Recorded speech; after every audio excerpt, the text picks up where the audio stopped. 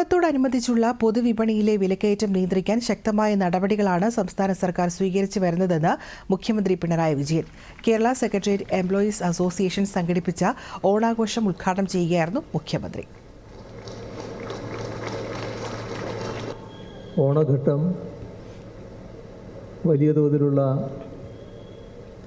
ഉത്സവകാലമായതിനാൽ സാധാരണ നിലയിൽ നമ്മളൊരു ഉപഭോക്തൃ സംസ്ഥാനമാണ് എന്നതുകൊണ്ട് വലിയ തോതിൽ വില കുതിച്ചുയരാൻ സാധ്യതയുണ്ട്. അതുകൊണ്ട് തന്നെ വിലക്കയറ്റം നിയന്ത്രിക്കുന്നതിനുള്ള ഫലപ്രദമായ നടപടികളാണ് പൊതുവെ നാം സ്വീകരിച്ചു പോകുന്നത്. അതിൻ്റെ ഭാഗമായി സ്വാഭാവികമായി ഉണ്ടാകേണ്ട വിലക്കയറ്റം തടുത്തു നിർത്താൻ നമുക്ക് കഴിയുന്നു.